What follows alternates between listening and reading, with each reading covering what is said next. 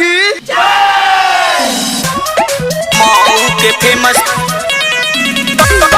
लगेला।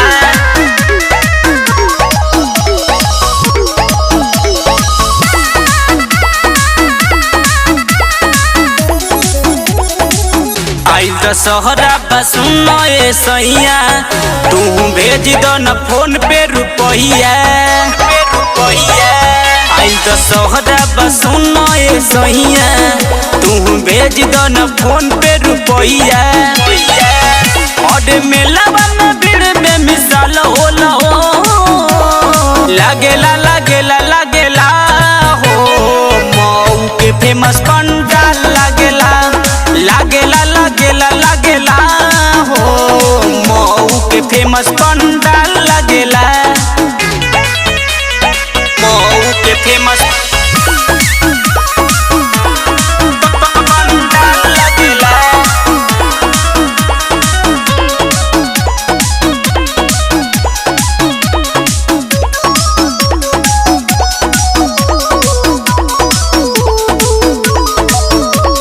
मधुबन के राजा मेला लगेला चकरा सिवान भी पूरा सजेला। सिंधी कॉलोनी के बात नहीं के हिंदी भवन भी गुफा बनेला। ए सुन तनी बनेला। मधुबन के राजा मेला लगेला चकरा सिवान भी पूरा सजेला। पूरा सजेला देखी पूरा इंदरा भी सजेला। लागेला लागेला लागेला हो। मऊ के फेमस पंडाल लागेला लागेला लागेला लागेला हो। मऊ के फेमस पंडाल लागेला। मऊ के फेमस पंडाल लागेला।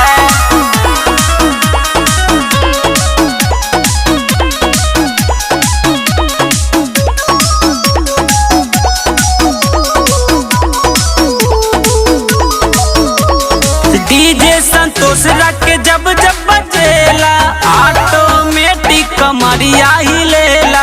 अमित कहेले सुनाए सैया ताजोपुर में भिड़िया लगेला।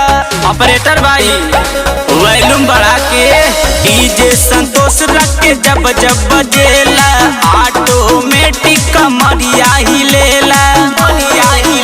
अनिस राजा के गाना बजेला